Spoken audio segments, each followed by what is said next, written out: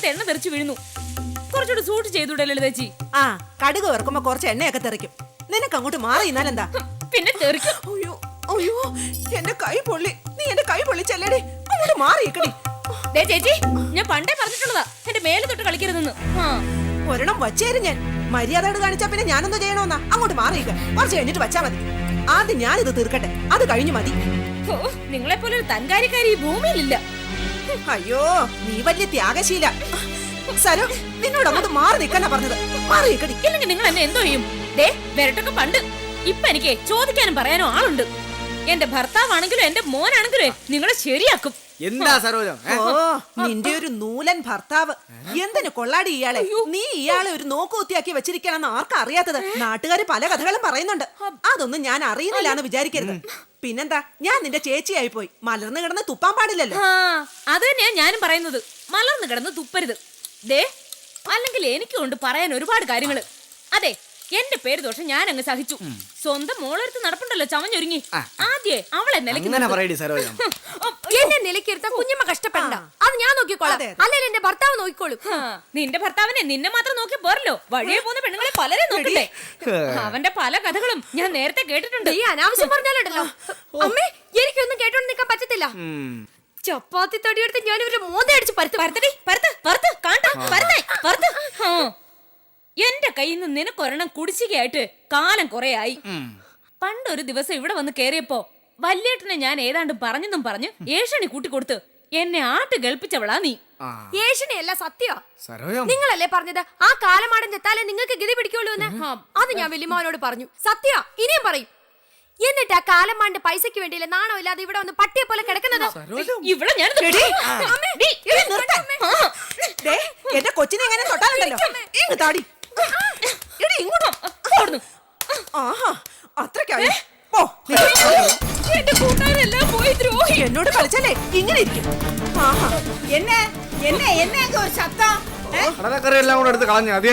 ഏത് നേരത്തുണ്ട് ഒരു കലവല തന്നെയാണല്ലോ. ഒരു നേരം മനുഷ്യന് സ്വസ്ഥമായി രാമനാമം ജപിക്കാൻ പറ്റുന്നില്ല. ഒരു വീട്ടിൽ കഴിയുമ്പം കുറച്ച് മര്യാദയും സ്നേഹവും സന്തോഷവും ഒക്കെ ആയിക്കൂടെ? അത്ര പ്രയാസമാണോ പരസ്പരം നല്ല പെരുമാറ്റം? പിന്നെ നല്ല പെരുമാറ്റം. ഞാൻ രാവിലെ അടുക്കള കയറിയതാ. എനിക്കാണെങ്കിൽ പ്രഷറും ഷുഗറും ഉള്ളതാ. ഇവിടെ ഉള്ളവരുടെ നല്ല പെരുമാറ്റം കാരണം ഞാൻ ഏത് നേരത്തെ മുകളിലോട്ട് കെട്ടിയെടുക്കുന്നതെന്ന് ആർക്കും പറയാൻ പറ്റത്തില്ല. നല്ല പെരുമാറ്റമുള്ള നിങ്ങൾക്ക് അങ്ങോട്ട് കയറി ചോറും കറിയും വെച്ചൂടെ?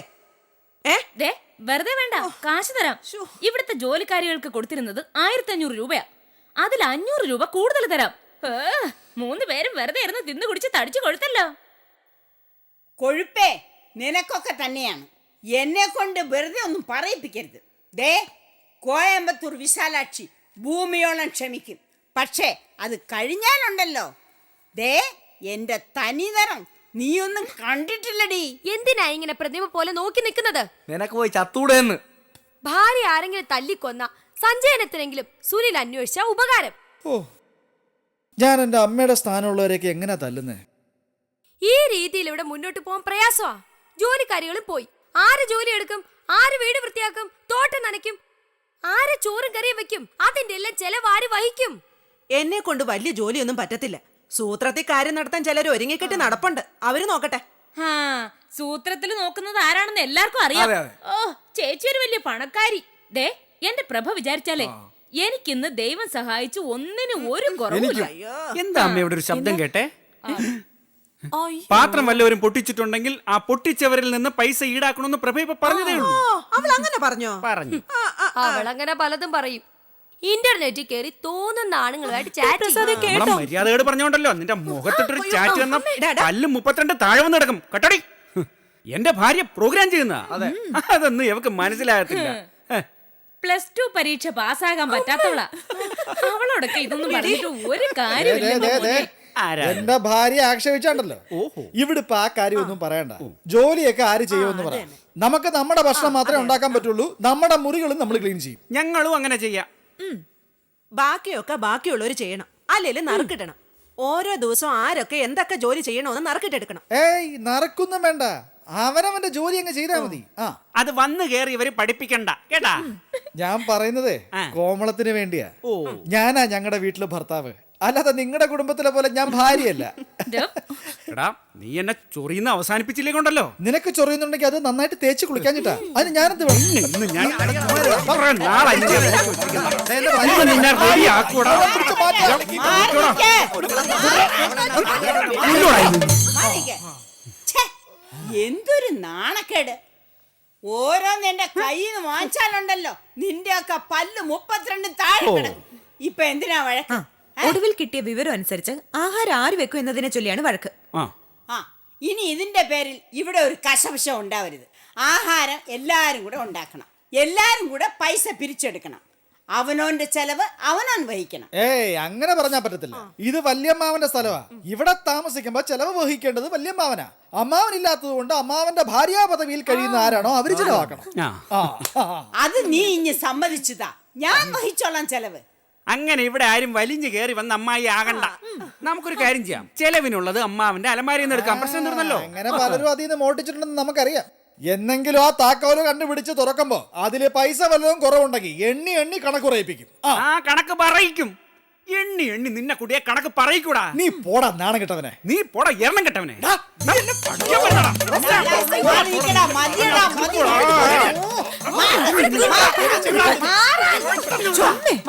അമ്മ എന്തിനാ ഇട കയറുന്നത്? ദേ, ഇന്നത്തേക്ക് ഇത് ധാരാളമായി. വയറ് നിറഞ്ഞു. നിങ്ങൾ നിങ്ങളുടെ പാട് നോക്കിപ്പോ പോ. സുശീലേ വാ, നമുക്കേ നമ്മുടെ തറ കിടക്കണ വാരി തിന്നല്ലേ, നാണക്കേടാണ്. വാ വാ.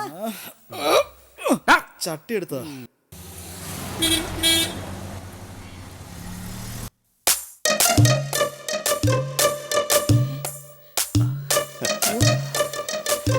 ഇത് ഹോട്ടലാണോ? അതെ. ഞാൻ ഇതുവരെ ഇങ്ങനൊരു ഹോട്ടൽ കണ്ടിട്ടേ ഇല്ല. അയ്യോ, ഇത് ടി വി ആണോ? ഇത്രയും വലിയ ടി വി? പിന്നെ അയ്യോ, ഇതെന്തുവാ? ഇത് എയർ കൂളർ. നല്ല തണുപ്പ് കിട്ടും. ഇനി എന്തെല്ലാം കാണാനിരിക്കുന്നു. എന്റെ കൂടെ നീ ജീവിക്കുമ്പോ കല്യാണി, നിനക്കിനി ഇതുവരെ കണ്ടിട്ടില്ലാത്ത പലതും കാണേണ്ടി വരും. എന്താ സംശയമല്ലോ ഉണ്ടോ? ഒന്ന് പോതങ്കപ്പ.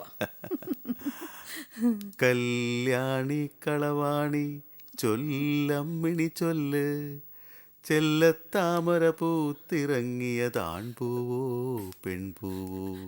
ഒന്ന് ചുമ്മാ ഇരുതങ്കപ്പ, ആരെങ്കിലും കേക്കും. കേൾക്കട്ടെ, എല്ലാരും കേൾക്കട്ടെ. എന്തും എന്തും വന്നോട്ടെ, എല്ലാരും എല്ലാരും കണ്ടോട്ടെ, കയ്യിലിരിക്കും മുന്തിരിക്കിണ്ണം കളയുകയില്ലിനി നാം എന്ന് വേണം ഇനി കല്യാണി പാടാൻ. എൻ്റെ ഒരു ഭാഗ്യം. എന്നാലും എൻ്റെ തങ്കപ്പ, എനിക്കൊരു ചെറിയ വിഷമം. എനിക്ക് തങ്കപ്പനേക്കാൾ 4.5 വയസ്സ് കൂടുതലാ. പ്രണയവും വയസ്സും തമ്മിൽ എന്ത് ബന്ധം? കല്യാണിക്കറിയോ, ഈ അടുത്ത കാലത്ത് അമേരിക്കയിൽ 70 വയസ്സുള്ളൊരു സ്ത്രീ 20 വയസ്സുള്ളൊരു പയ്യനെ കല്യാണം കഴിച്ചു. സത്യോ? അയ്യോ, അപ്പൊ ഭർത്താവിന് അവരുടെ കൊച്ചുമോന്റെ പ്രായമല്ലേ കാണൂ? അതാണ് അവിടുത്തെ പുരോഗമനം. പക്ഷേ നമ്മുടെ നാട് അത്ര മുന്നോട്ട് വന്നിട്ടില്ല. ഓട്ടോമാറ്റിക് ഗിയറുള്ള കാറ് പോലും ഈ അടുത്ത കാലത്തല്ലേ വന്നത്. അയ്യോ, എന്ത് നല്ല മുറി! കരുണാകരൻ മുതലാളുടെ ബെഡ്റൂം പോലെ ഇത്ര നല്ലതല്ല. അതുകൊണ്ടാണ് ഞാൻ ഇങ്ങോട്ട് കൊണ്ടുവന്നത്. നീ എൻ്റെ ചെല്ല കല്യാണിക്കള്ളിയല്ലേ? ഇതല്ല എൻ്റെ സങ്കല്പത്തിൽ എൻ്റെ കല്യാണിക്ക് വേണ്ടി കരുതിയിരിക്കുന്ന മുറി. അതൊക്കെ ഞാൻ ഇപ്പം പറഞ്ഞ രസം കളയുന്നില്ല, നീ കണ്ട് മനസ്സിലാക്കിയാൽ മതി. ഭയങ്കര ക്ഷീണം. ആ കാത്തൂനിപ്പം നമ്മളെ കിട്ടിയ അരിഞ്ഞ് സൂപ്പ് വെച്ച് കുടിക്കാനുള്ള ദേഷ്യം കാണും. ആരെങ്കിലും അഴിച്ചു വിട്ട് കാണുമോ എന്തോ. ഏത് കാത്തു? എൻ്റെ കല്യാണി, നീ പോയി കുളിച്ച് നല്ല സാരിയൊക്കെ കൊടുത്തു വന്നേ. ഇന്നത്തെ ദിവസം എൻ്റെ ജീവിതത്തിലെ ഏറ്റവും പ്രധാനപ്പെട്ട ദിവസമാണ്. ഇത്രയും കാലം നീണ്ട അടിമത്തത്തിൽ നിന്നും ഒരു മോചനം കിട്ടി. 5 ലക്ഷം കൈ കിട്ടി. എൻ്റെ മനസ്സിൽ കുറച്ച് പ്ലാനൊക്കെ ഉണ്ട്. ഞാനതൊക്കെ കല്യാണോട് പറയാം. നിന്റെ മനസ്സിലുള്ളത് കൂടി അറിഞ്ഞിട്ട് വേണം എനിക്ക് അവസാന രൂപം തയ്യാറാക്കാൻ. എന്തോന്നോ ഇത്ര വലിയ പ്ലാൻ? അതങ്ങനെയൊന്നും പറഞ്ഞു തീർക്കാൻ പറ്റില്ല. ആദ്യം എൻ്റെ കല്യാണി പോയി കുളിച്ച് സുന്ദരിയായിട്ട് വാ. അപ്പോഴേക്കും നമുക്ക് കഴിക്കാനുള്ളത് ഞാൻ ഓർഡർ ചെയ്യാം. Soup, fried rice, chilli chicken, prawn masala. എന്താ പ്രാണമസാലയോ? അത് നീയല്ലേ എന്റെ പ്രാണന്റെ മസാല. ഇത് പ്രോൺ, കൊഞ്ച്, അതായത് ചെമ്മീൻ. ആ ദേ, സമയം കളയാതെ പോയി കുളിച്ചു വന്നേ. അപ്പോഴേക്കും ഒരു നോൺ വെജ് സദ്യ റെഡി. ശരി. പോട്ടോ.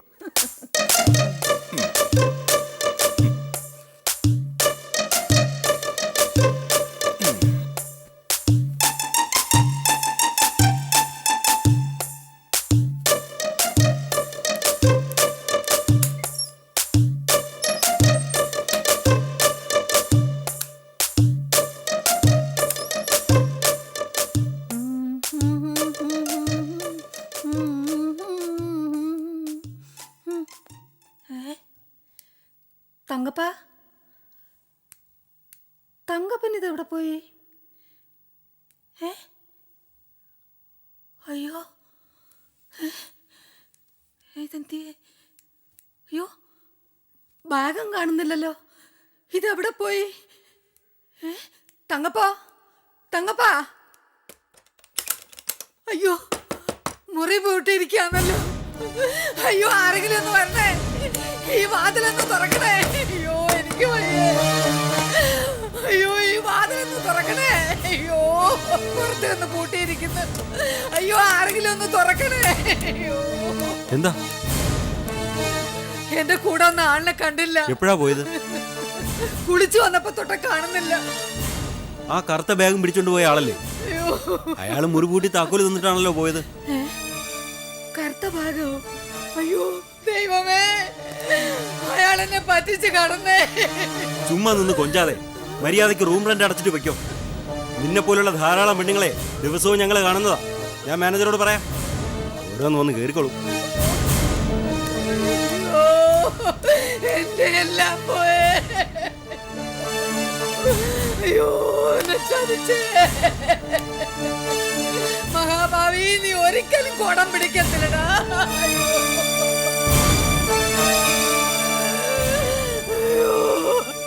വല്യമ്മാവ് മരിച്ചുപോയ ദിവസം മുതൽ കേൾക്കുന്നതാ ഈ അലമാരിയും പൂട്ടും. ഇപ്പൊ കേൾക്കുമ്പോ ചിരി വരുന്നു. മനുഷ്യൻ ഇങ്ങനെ അധപതിക്കൂ. വല്യേട്ടൻ സമ്പാദിച്ചതിൽ കൂടുതലും സ്ഥലവും പുരയിടുവാ. കാശൊക്കെ കുറച്ചേ കാണൂ. കിട്ടുന്നത് അപ്പോഴേ ഭൂമിയാക്കും. അതായിരുന്നു വല്യേട്ടന്റെ രീതി. ധാരാളം റബ്ബറൊക്കെ ഉണ്ട്. പിന്നെ സ്വർണം പണയത്തിനെടുക്കുന്നത് വേറെ. എന്നാലും അലമാരക്കകത്ത് ഏതാണ്ട് കോടിക്കണക്കിന് രൂപയുണ്ടെന്ന മട്ടിലാണല്ലോ ഇവരുടെ സംസാരം. വല്യമ്മാവിന് ബാങ്കുകളിലൊന്നും വിശ്വാസമില്ലായിരുന്നോ? പണ്ടേ ഒരു ശീലം ഉണ്ടായിരുന്നു. ദിവസപരിശയ്ക്ക് കൊടുക്കുന്ന കാശൊക്കെ ഒന്നിച്ചു കൂട്ടി ഒരാഴ്ച കൂടുമ്പോഴാ ബാങ്കിൽ കൊണ്ടുപോയി ഇടുന്നത്. അങ്ങനെ ഒരു രീതിയാ. കുറച്ച് കാശൊക്കെ കാണും അലമാരിയിൽ.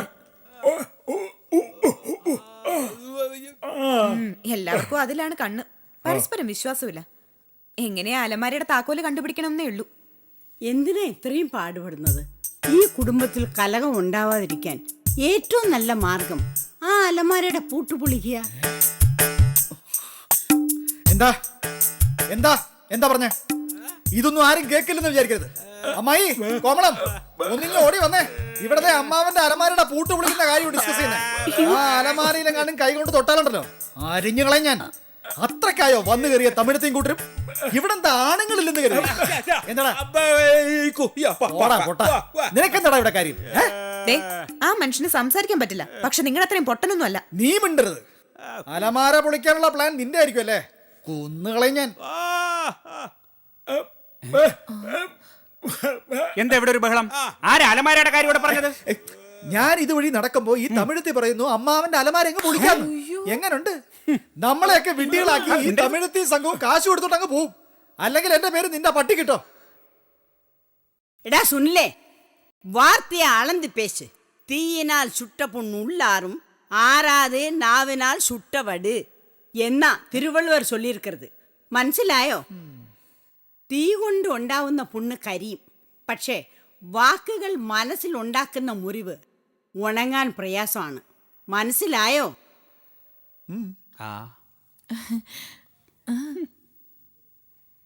നാണം കെട്ടവരോട് സംസാരിച്ചിട്ട് എന്ത് പ്രയോജനം അമ്മായി? ഇന്ന് നിന്നെ ഞാനൊരു പാഠം പഠിപ്പിച്ചിട്ട് എന്റെ കാര്യം. എടി നിന്നെ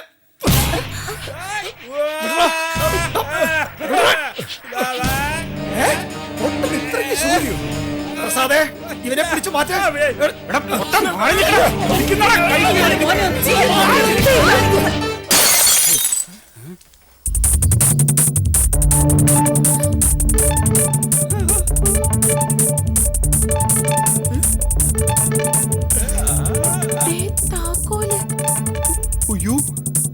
ഇതല്ലേ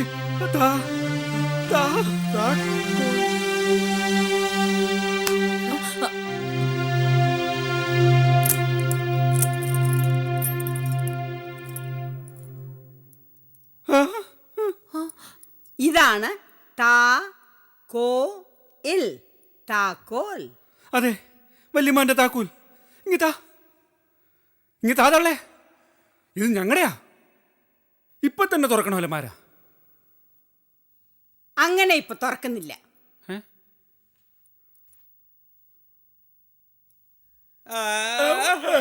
എല്ലാരെയും വിളിച്ചു വരുത്ത്. കരയോഗം പ്രസിഡന്റ്, പഞ്ചായത്ത് പ്രസിഡന്റ് എല്ലാരും വരട്ടെ. എല്ലാവരുടെയും മുമ്പിൽ വെച്ച് തുറന്നാ മതി.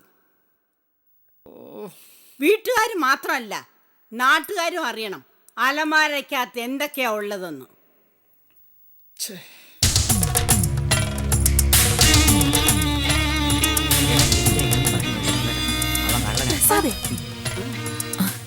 നമ്മുടെ 1 ലക്ഷത്തിന്റെ കാര്യം ഒന്ന് ഓർമ്മിപ്പിക്കണം കേട്ടോ. വല്യമ്മാവന്റെ ആശുപത്രിയിൽ കെട്ടിവെച്ചത് അലമാര തുറന്ന് പൈസ എടുത്തു കഴിഞ്ഞാൽ ആദ്യം ചെയ്യേണ്ടത് അതാ കേട്ടോ. അപ്പോഴേ സുനിലേ, ഒരു കാര്യം, ഞങ്ങളുടെ 1 ലക്ഷം ആദ്യം തരണം. അങ്ങനെ 1 ലക്ഷവും 2 ലക്ഷവും ഒന്നുമില്ല. ഉള്ളിലുള്ളത് എല്ലാവർക്കും സമമായിട്ട് വീതിക്കണം. അല്ലേ കോമളം? അതെ. അല്ലയോ കരയോഗം പ്രസിഡന്റ്? ആദ്യം അലമാര തുറക്കട്ടെ. നിങ്ങളൊന്ന് സമാധാനമായി നിൽക്ക്. അതെ, അമ്മാവന്റെ ചികിത്സയ്ക്ക് വേണ്ടി ചെലവാക്കേണ്ടത് അനന്തരവന്മാരുടെ കടമയാ. അതിന് വേറെ കണക്കൊന്നുമില്ല. എല്ലാം കൂടെ ഉള്ളതുപോലെ നമുക്കങ്ങ് വീതിക്കാം. തന്തയില്ലാത്തരം പറഞ്ഞോണ്ടല്ലേ? ആശുപത്രി വെച്ചാൽ കൃത്യമായിട്ട് പറഞ്ഞതാ പ്രഭമോളുടെ പൈസയാണ്, അത് കടമായിട്ടാണ് തരണേന്ന്. താൻ തന്നെയല്ലേ പറഞ്ഞതാ ഞാൻ പലിശ കൊണ്ട് തരാന്ന്. അയ്യോ, ഞാൻ പറഞ്ഞെന്നോ? എന്ന് എനിക്ക് ഓർമ്മയില്ല. ഓർമ്മയില്ലേ? ചേട്ടനാണോ നോക്കൂല, കർണക്കുറ്റിയൊക്കെ ഒന്ന് തന്നാണ്ടല്ലേ എല്ലാ ഓർമ്മ വരും. കടമായിട്ട് ആർക്ക് തന്നെന്നാ? ഞങ്ങൾക്ക് തന്നെന്നോ? അത് നിങ്ങൾ വല്യേട്ടന് വേണ്ടി ചെലവാക്കി. അങ്ങേരുണ്ടായിരുന്നെങ്കിലേ മേടിക്കായിരുന്നു. അങ്ങേരേ ചത്തുപോയി. അതല്ലേ പഞ്ചായത്ത് പ്രസിഡന്റ് അതിന്റെ ഒരു ന്യായം എന്ന് പറയുന്നത്. നിങ്ങളൊന്ന് മിണ്ടാക്കി കുറച്ചു നേരം. ഇതൊന്ന് തുറന്നോട്ടെ. താക്കോല് തുറന്നു പറഞ്ഞേ. തുറക്ക്.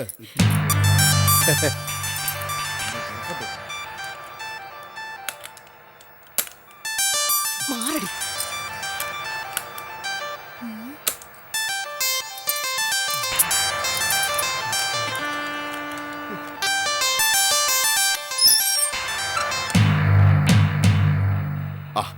ഇതിനകത്തൊന്നും ഇല്ലല്ലോ. അയ്യോ, ഇതെവിടെ പോയി? അയ്യോ.